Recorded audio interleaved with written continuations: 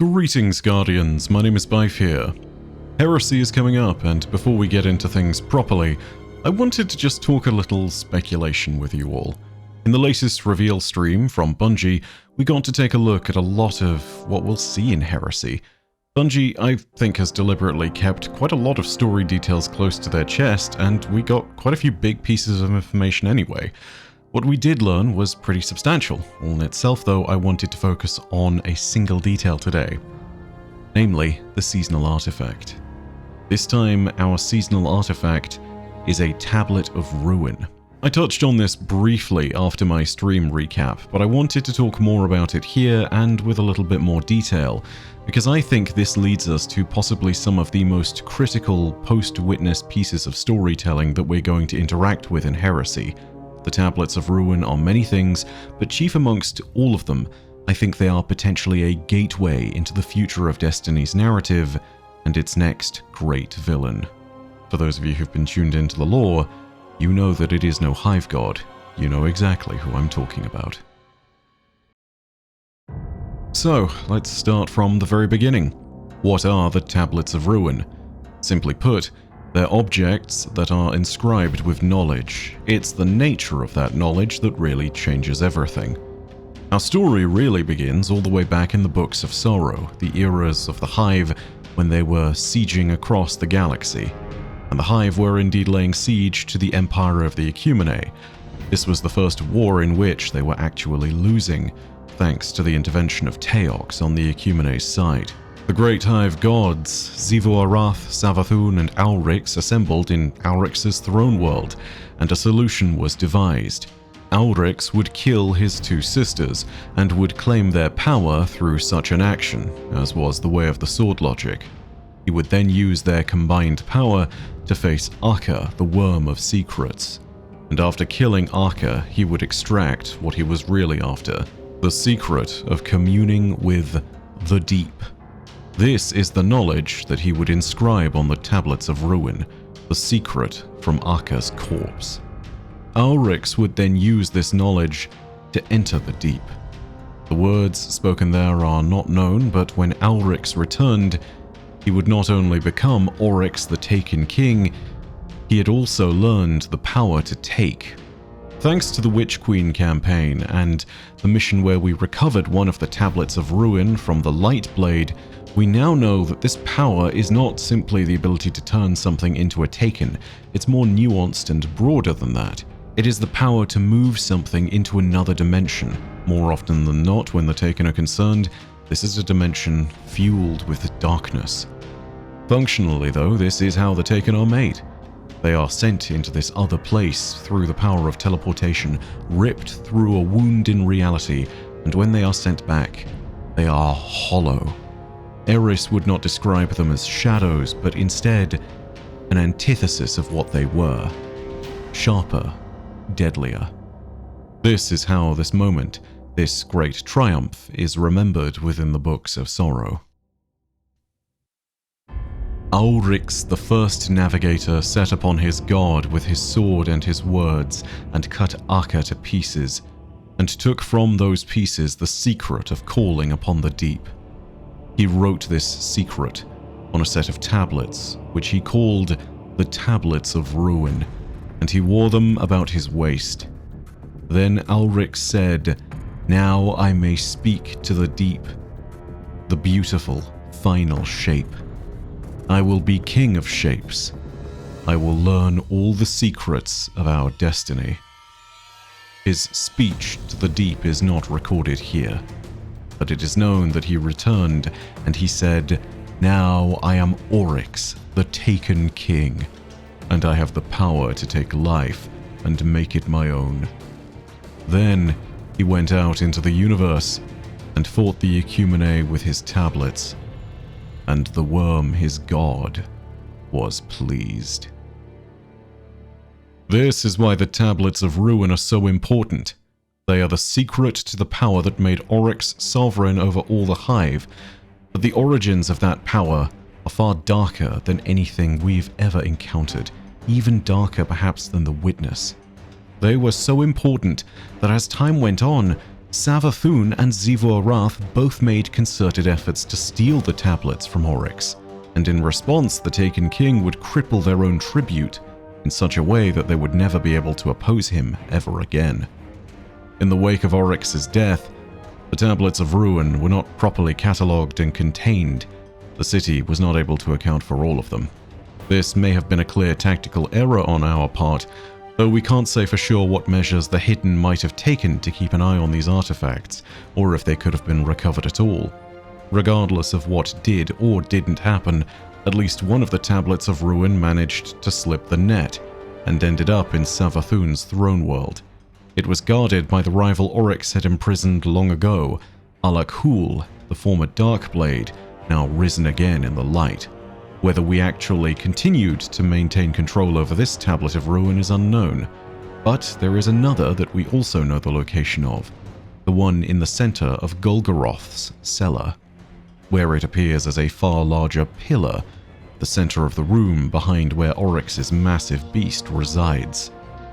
It now appears that we will be able to acquire one of these tablets for ourselves as the seasonal artifact in Heresy. But us receiving this artifact is probably no coincidence. There has to be a reason for us claiming it specifically, and I think it's tied to the events of Heresy, the possibilities of what it might entail, and in particular, to Deputy Commander Sloane. For those of you who don't know, Sloane's long period of isolation on Titan resulted in her having a close encounter with the forces of Xivu Arath, including the War God herself. She was afflicted with Taken corruption and saw half her body become overwhelmed with the dark powers of the Taken. For years, she was able to harness her resolve to repel Xivu Arath's influence, preventing the War God from consuming her completely. This was something which she did almost completely alone. Only her ghost and Asa, the great worm Leviathan of Titan, were there to keep her company. In the process of becoming Taken, though, she was able to learn a great deal about the secrets of the Hive and the Taken. She was able to listen in on the orders of those that commanded the Taken, including Xivu Arath. This granted her a unique degree of insight into the tactics and movements of the enemy, but also into their very being and the nature of who they are and the power that they wield. In Heresy, it appears that Sloane is going to be teaching us more about this, as she will be leading us on what is being referred to as the Path of Resolve, a means by which we can control and use the powers of the Hive's magics and the secrets of the Taken. I think this Path of Resolve and the Tablets of Ruin are linked. In particular, I think that Sloane is going to be teaching us to use the powers of the Tablet of Ruin alongside Eris, so that we can take control of the power of the Taken before our new subjugator enemy does. And I also think it is worth noting that it's not just about the idea of, oh, this subjugator could potentially take new enemies and create an army for itself. It is a far bigger deal. The ability to take, as I have stated, is not just about taking your enemies and turning them into your own army. It is about what happens when you go into the beyond. It is about contacting what lies there. This, I think, is the key to our fight. Where that power leads us is all the more important. The abilities Oryx learned from the Tablets of Ruin, yes, they did give him vast strength, but the strength was more important because of what he connected to. And to cut the chase short, yes, it's possible that that was the Winnower. That's something which is recounted in my favorite story in all of Destiny, told within the Books of Sorrow, the chapters where Oryx makes this communion. Some of the entries that I'm going to read to you now. For the context around this as it starts in the story, Oryx and the Hive have just seen Oryx's ascension and the defeat of the Ecumene. Xivu Arath and Savathun were brought back by trickery and war, and they have now set siege to a new world. As Oryx put it, he proclaimed that the Hive had conquered their way to the edge of the deep. Wrath. Behold the wrath of Oryx, coiled for 10,000 years. Behold the golden amputation, the fall of Taisha Beth, the end of an age. We beat the worlds of Taishabeth like skull drums, and we howl in joy for our black war moons as they ram silver orbitals and gleaming star webs, where infant Taishabethi sun ravens curl and die unborn. In his throne world, Oryx paces 10 times. On the first pace, Kragor sends the Accursed to blight the Taishabethi worlds. On the second pace, the Tai unleash their battle plates and arsenal ships to fight our moons. On the third pace, Oryx's war priest meets them in battle, and he is victorious. He paints the void with fire, he salts the earth with ash. On the fourth pace, Mengur and Kradug, Dyad Knights, go to the Raven Bridge, and they stand on it and kill the Tai for 10 years. On the fifth pace, the Tai Emperor Raven comes home to her bridge, and she cuts a moon with her talons. She cuts it open and kills its brood. On the sixth pace, Oryx speaks, saying, "Listen to me, Emperor Raven, and I will describe to you the last true shape, which is written on my tablet." And he puts out his fist full of black fire, and he swallows up the Emperor Raven with a wound. Ayat, only Oryx knows this power, the power to take. On the seventh pace, the perfect Raven comes out of Oryx's wound, and she spreads her wings across Taishabeth. Never again is a Taishabethi child born. She is perfect. She enacts the will of Oryx. On the eighth pace, the Tai say, "Listen, you are spoilers, you are sphincters and etc. You rot. Why do you kill? We made silver orbitals and golden star webs. We hatched eggs. We had a good thing. Our clothes were nice. Our food was famous. With one of her feathers, our emperor could have tickled the gods." On the ninth pace, Oryx says, "This is the only God. The ability to dictate what will and will not exist. This power to go on existing. This is your God. It is never ticklish." On the 10th pace, the Taishabethi are extinct.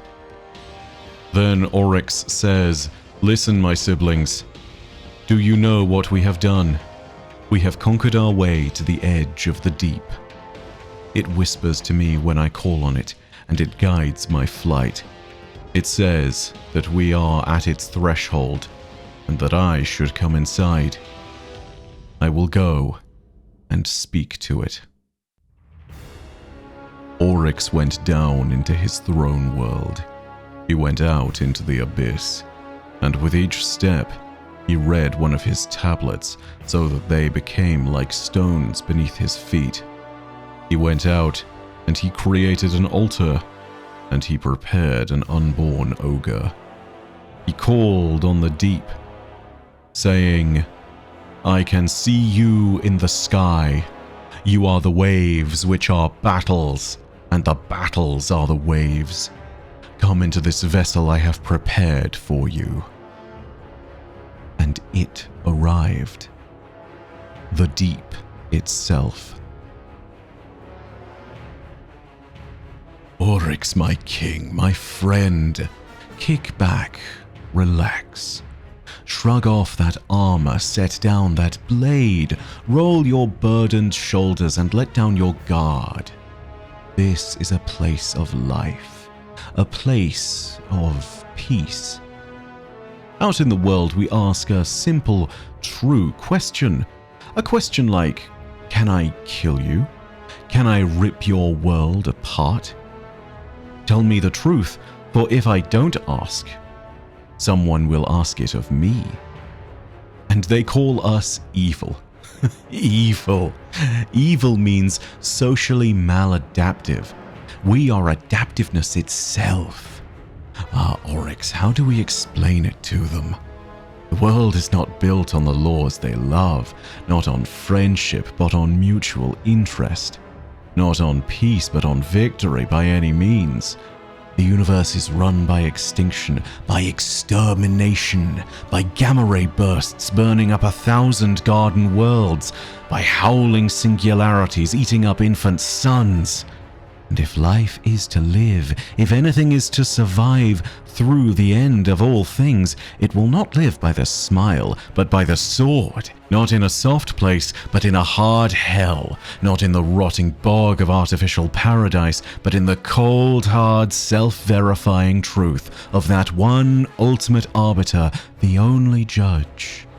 The power that is its own metric and its own source. Existence at any cost. Strip away the lies and truces and delaying tactics they call civilization, and this is what remains, this beautiful shape. The fate of everything is made like this, in the collision, the test of one praxis against another. This is how the world changes. One way meets a second way, and they discharge their weapons. They exchange their words and markets. They contest, and in doing so, they petition each other for the right to go on being something instead of nothing. This is the universe figuring out what it should be in the end. And it is majestic. Majestic. It is the only thing that can be true in and of itself. And it is what I am. The voice spoken there continued to show Oryx things, lessons, painful lessons, lessons that brought him to a new realization of self-reliance. And it was from these lessons that he knew he should expand his tribute. It was from these lessons that Crota, Uranuk, Urhalak, and Nokris were born. I've gone on about this passage before, but for those of you who are unacquainted, let's break it down. The Deep is a hive colloquialism that often references darkness generally. It is an idea that references a power, a being, and a place all at once. This means that when the Deep itself arrived, there was something that appeared before Oryx that was an incarnation of darkness itself. And yet, it was also found within the place where darkness resides. True darkness. We also know that thanks to the narration provided, when the witness speaks, it refers to itself as we, but the entity that spoke to Oryx in Majestic, the one that he referred to as waves of battle, and the battle made waves, it refers to itself with a singular pronoun. It is not the witness. It is different. It is something more. This is the principal reason why I believe it to be the Winnower, but also because those lines, majestic, have been repeated elsewhere in Destiny. There are cavalcades of pieces of examination of these bits of writing, and I think it is pretty much determined by most of the lore creators on YouTube, if not the wider lore community, that the Winnower does exist, and likely is what Oryx spoke to. But there is more to this, and this is where the Tablets of Ruin come into all of it, because if you remember, in that middle section, they are actually part of the key as to how Oryx is able to do this. They are part of the secret that Akka kept, and which Oryx carved onto those tablets. When Oryx went down into his throne world to commune with the Deep itself, he read from each of his tablets, and he was able to walk out into the abyss. And the tablets there became like stones beneath his feet. All this implies that thanks to the power of the tablets and his power to take, he was able to find stable ground to stand on in that place. He was able to find purchase in a dimension that otherwise would have either consumed or repelled him. It sounds to me as though the power of the tablets allowed him to transport himself into the dimension of darkness in the first place, without being destroyed. When Oryx spoke to that being, it is likely that not only did he speak to the Winnower, but also he was speaking to and pledging himself to what gave him the power over the Taken. Here's the thing though, as the Light and Dark saga officially closes out with Heresy and a new saga for Destiny begins, the villains of old have officially fallen. A new villain is likely to rise in their place. and so our tale here revolves potentially around what happens next. I think that between the Echo and the Tablets of Ruin, there is a chance to gain the power necessary to use the great power of taking. But this is not simply about creating Taken. This is about the power to walk out into the abyss and to contact the deep itself. This is why I hazard to say that the Tablet of Ruin is one of the most important seasonal artifacts that we've ever received in Destiny's history, and also one of the most important artifacts in the entirety of Sol. I think it's easily up there with artifacts like the Seed of Silver Wings, or the Fang of Xivu Arath, or the staff that was used to denote us as one of Eris's acolytes. But as a relic, the sheer scale of history with which the Tablets of Ruin are associated is vast beyond comparison for most of these other objects, maybe with only the Seed of Silver Wings measuring up. And it's crucial for what's happening next. What's more, I think that Sloane's connection to the Taken is going to be key to understanding how the tablet operates and how it can be used to control the Taken or to commune with what lies beyond. But our own purposes for the tablet might be secondary. Our prime purpose should simply be possessing and protecting it from others. This is where I think the real part of the story of the Dreadnought and the tablet comes in. I think that our enemies are invading the Dreadnought for a specific reason. They are led by one of the Dread's subjugators, and I think that that Dread subjugator may well be trying to enact a communion of their own. When Oryx communed with the Deep itself, he became one of the most powerful beings in existence, perhaps surpassed only by his sister Savathun when she took the light, the first subjugator and first disciple Rulk, and the Witness itself. And the Witness, well, it was a compound being created when the people of the Precursor Penitent looked into the Veil, and perhaps beheld the same thing as Oryx. In both instances, terrible dark champions were created. Oryx was the latter, the Witness was the first. But who would be the third? Is there to be a third?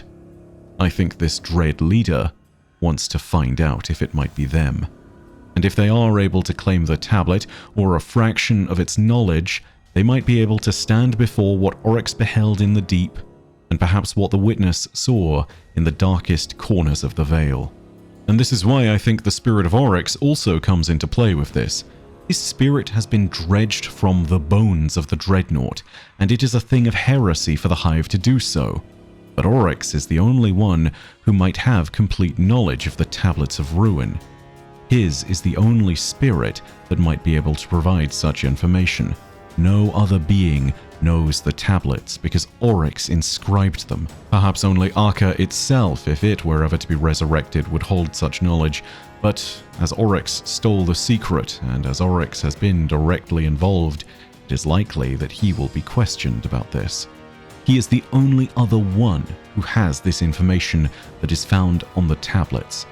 However, his spirit would not willingly provide such information to us, so perhaps instead, it might be used by our enemies to gain the same knowledge that we acquire through the tablet.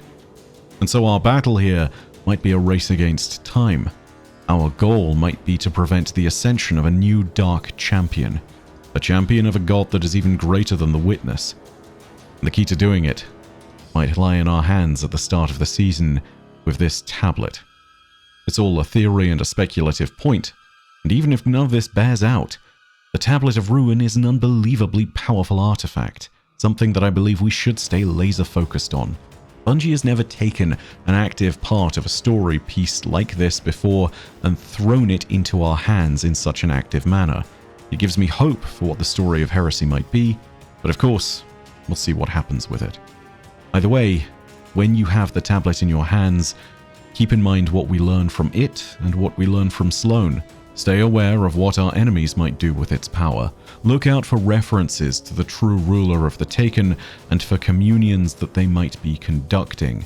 And, in particular, look out for the objective of this new Dread subjugator. And if the subjugator does manage a successful communion, if you can, listen in. We will know the nature of our enemy by the words they speak. And this one is particularly fond of the word majestic. Anyway, thank you very much for watching. Please let me know what your thoughts are down below in the comments section. I know that the previous episode installments have not been particularly inspiring with all of their aspects, and I know that there is a lot to be desired, particularly from Revenant. But I do think that there is potential for here in Heresy to have something special. I don't know. We'll see what happens. This is going to be the end of the Dark and Light saga regardless, and it is going to be what swings us into the new territory found in Frontiers. So, hopefully it is something worthy of our time.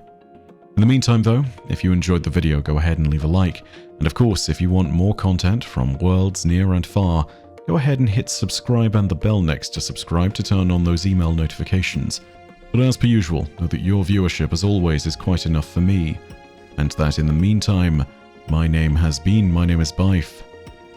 Rodacia ad Astra. I'll see you, Starside.